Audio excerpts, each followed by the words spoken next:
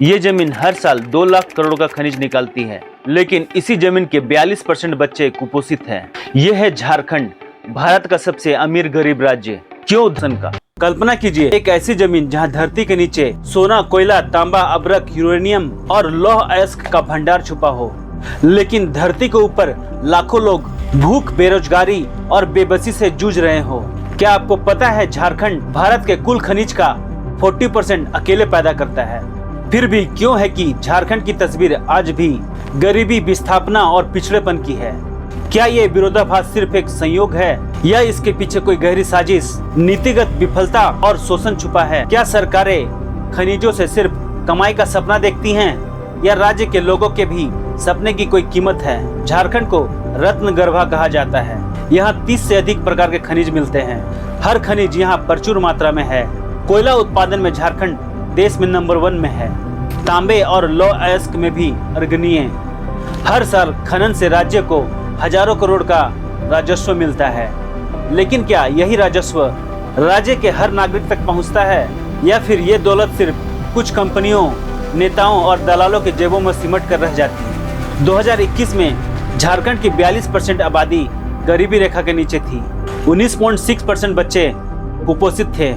क्या यह सचमुच विकास है जब राज्य के करोड़ों लोग आज भी बुनियादी सुविधाएं के लिए जूझ रहे हैं? क्या खनिजों की दौलत ने आदिवासियों की, किसानों, महिलाओं और बच्चों की जिंदगी बदली या फिर गरीबी, बेरोजगारी, कुपोषण और विस्थापना का दायरा और बढ़ गया?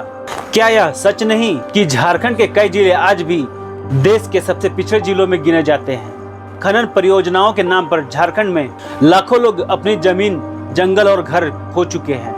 झारखंड के आदिवासी समुदाय ने सदियों से जंगल और जमीन को संभाला है, लेकिन आज उनकी जमीन उनसे छीन रही है। क्या आदिवासियों की उनकी जमीन का अधिकार मिलना चाहिए या फिर खनिजों के लिए उन्हें विस्थापित कर देना चाहिए?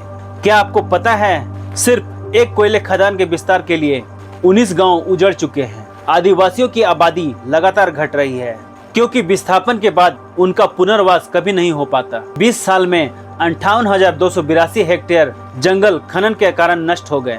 क्या सरकार के पास कोई ठोस आंकड़ा है कि कितने लोग खनन की वजह से बेघर हुए या फिर यह सब आंकड़ों की खेल में गुम हो जाता है? क्या विकास का मतलब सिर्फ खनिज निकालना है या लोगों की खुशहाली भी मायने रखती है? क्या आप जानते हैं कि कई बार विस्थापित लोगों को काम नहीं मिलता और वे अवैध खनन या कोयला चोरी करने को मजबूर हो जाते हैं?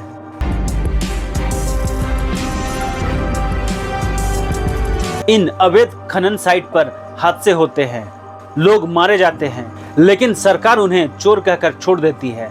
क्या यह न्याय है? सरकार बार बार नई योजनाओं का ऐलान करती है।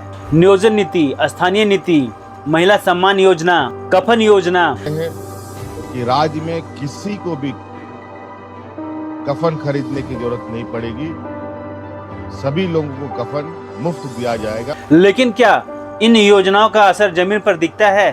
क्या नियोजन नीति से स्थानीय युवाओं को रोजगार मिला या सिर्फ राजनीतिक बहसें हुई? क्या कफन योजना जैसी योजनाएं सरकार की संवेदनहीनता नहीं दिखाता? क्या सरकार की प्राथमिकता जीवन बचाना है या सिर्फ औपचारिकताएं पूरी करना?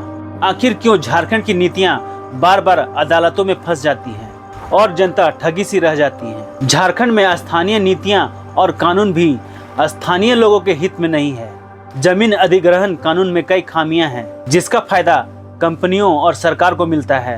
क्या आप जानते हैं कि 80% से ज्यादा जमीन अधिग्रहण केंद्रीय कानून के तहत होता है, जहां स्थानीय लोगों की सहमति जरूरी नहीं? पुनर्वास और रोजगार जैसी गारंटी देने वाली योजनाओं भी कागजों तक ही सीमित है। क्या आपने कभी सोचा है कि अगर सरकार सच में चाहती तो क्या यह स्थिति बदल सकती थी?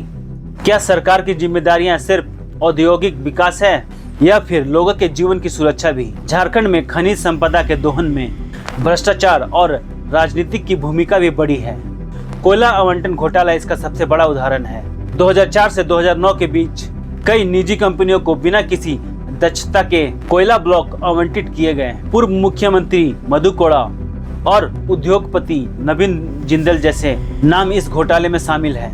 क्या आप जानते हैं कि सरकारी अधिकारी और राजनेता कंपनियों के साथ मिलकर आदिवासी और स्थानीय लोगों के अधिकारों को दरकिनार कर देते हैं? क्या यह सच में राष्ट्रीय हित है या फिर व्यक्तिगत हित?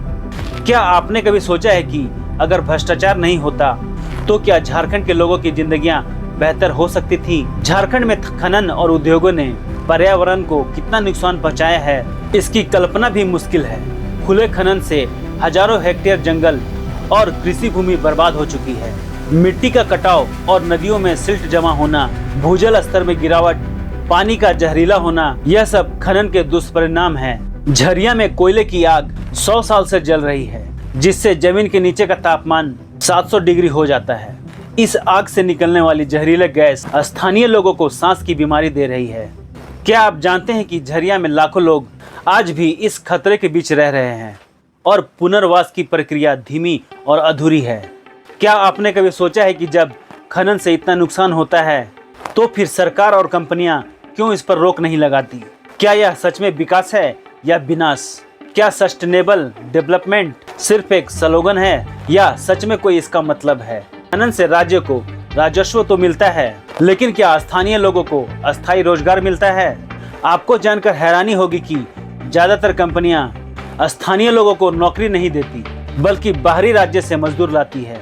क्या आपने कभी सोचा है कि ऐसा क्यों होता है? क्या स्थानीय लोगों में काबिलियत नहीं है या फिर कंपनियों को स्थानीय लोगों के साथ न्याय नहीं करना है? क्या यह सच में राष्ट्रीय हित है या फिर कारपोरेट हित? क्या खनन कंपनियां वादे के मुताबिक शिक्षा, स्वास्थ्य और बुनियादी सुविधाएं देती हैं? 2011 की जनगणना के मुताबिक झारखंड में 4 लाख से ज्यादा भिखारी थे, जिनमें 21% 12वीं पास थे और 3000 से ज्यादा के पास डिप्लोमा या डिग्री थी। झारखंड की अभ्रक की खदानें कभी बाल श्रम के लिए कुख्यात थी। हाल ही में इन्हें बाल श्रम मुक्त घोषित किया गया है। लेकिन क्या सचमुच बच्चे अब खदानों से दूर हैं? क्या गरीबी, बेरोजगारी और शिक्षा की कमी फिर से बच्चों को खदानों में नहीं ढकेल देती? क्या सामाजिक न्याय सिर्फ घोषणाओं से आएगा या जमीनी बदलाव भी होगा? क्या आपको पता है झारखंड में आज भी सैकड़ों गांव ऐसे हैं जहां स्वास्थ्य सेवाएं नाम मात्र की हैं। सरकार ने आयुष्मान जैसी योजनाओं का विस्तार किया है। 66 लाख परिवारों को लाभ देने का दावा है, लेकिन क्या अस्पतालों में डॉक्टर, दवाएं और सुविधाएं सच में उपलब्ध है? प्रति 4300 लोगों पर सिर्फ एक सरकारी अस्पताल बेड। क्या खनन से होने वाली बीमारियों, प्रदूषण, टीबी, कुपोषण का इलाज सबको मिलता है? क्या स्वास्थ्य सेवाओं में सुधार सिर्फ कागजों तक सीमित है? झारखंड के खनिजों से देश की अर्थव्यवस्था मजबूत होती है, लेकिन राज्य के लोग आज भी बुनियादी जरूरतों के लिए तरसते हैं। क्या यह विकास सिर्फ आंकड़ों का खेल है या सचमुच सबका विकास हो रहा है? क्या झारखंड के लोग सिर्फ खनिजों के पहरेदार हैं या उनके भी सपने की कोई कीमत है? क्या सरकारें, कंपनियां और समाज मिलकर कभी इस विरोधाभास को खत्म कर पाएंगे? झारखंड में आदिवासी और स्थानीय समुदाय के अधिकारों का हनन एक बड़ा मुद्दा है। संविधान के 5वीं अनुसूची और पेशा कानून के तहत आदिवासियों को जमीन और संसाधनों पर अधिकार दिए गए हैं, लेकिन अक्सर इन कानूनों की अनदेखी की जाती है। क्या आप जानते हैं कि सरकार या कंपनियां जब जमीन अधिग्रहण करती हैं तो आदिवासियों की सहमति नहीं ली जाती। कई बार तो उन्हें बलपूर्वक विस्थापित किया जाता है।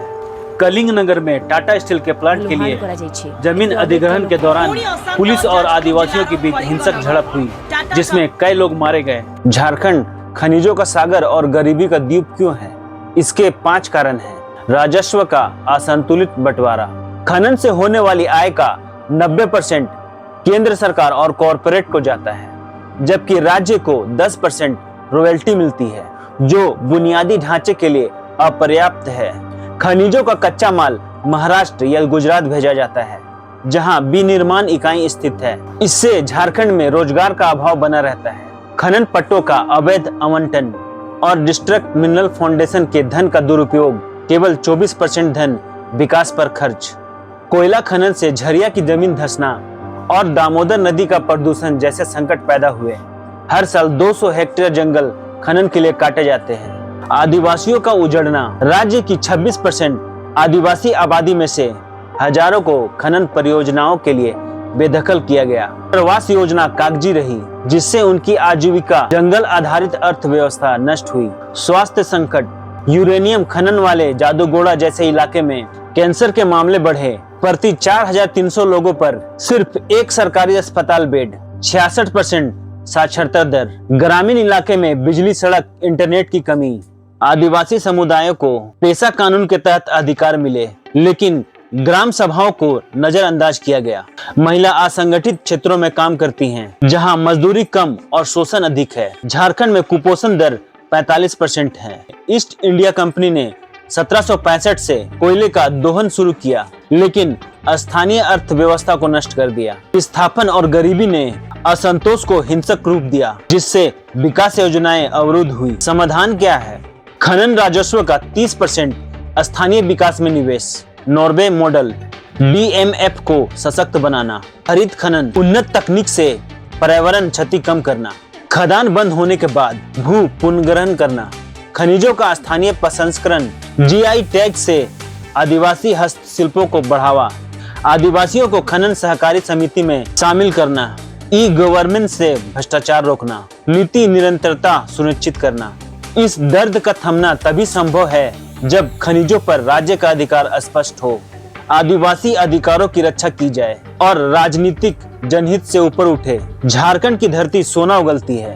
अब समय है उस सोने से लोगों के भाग्य को चमकाने का। विकसित भारत की कल्पना तभी साकार होगी जब झारखंड की खनिज संपदा का लाभ उसकी जनता तक पहुंचे। नॉर्वे और बोत्सवाना ने यह साबित किया, संसाधनों का न्यायपूर्ण प्रबंधन गरीबी मिटा सकता है। झारखंड के लिए आवश्यक है पारदर्शिता, स्थानीय भागीदारी और टिकाऊ विकास, जहां सोना जमीन में नहीं लोगों की जेब में हो। स्थानीय लोगों को नौकरी, शिक्षा और स्वास्थ्य सुविधाएं मिले तो वो भी विकास में भागीदार बन सकते हैं। क्या आपने कभी सोचा है कि खनन से होने वाली कमाई का एक बड़ा हिस्सा स्थानीय विकास पर खर्च किया जाए तो क्या झारखंड की तस्वीर बदल सकती है? क्या हम सच में चाहते हैं कि झारखंड के लोगों का भविष्य उज्जवल हो, या फिर सिर्फ हम खनिजों की चमक देखना चाहते हैं? क्या झारखंड के दर्द का कोई इलाज है? क्या सरकारें पारदर्शी और जवाबदेही नीतियां बना सकती हैं ताकि खनिजों की दौलत राज्य के हर नागरिक तक पहुंचे? क्या कंपनियां स्थानीय विकास, पर्यावरण संरक्षण और सामाजिक न्याय की जिम्मेदारियां निभा सकती हैं? क्या समाज मिलकर विस्थापितों को पुनर्वास, शिक्षा, स्वास्थ्य और रोजगार का अस्थायी समाधान खोज सकता है? क्या आप, मैं और हम सब मिलकर झारखंड के दर्द को आवाज दे सकते हैं? अगली बार जब आप झारखंड की खनिजों की खबर पढ़े तो सोचिए, क्या आप इस वीडियो को शेयर करेंगे ताकि झारखंड की आवाज दूर तक पहुंचे? क्या आप अपने सवाल, सुझाव और विचार नीचे कमेंट में लिखेंगे? क्योंकि झारखंड का दर्द सिर्फ उनका नहीं, पूरे देश का है। अब वक्त है सवाल पूछने का, जवाब मांगने का और बदलाव लाने का।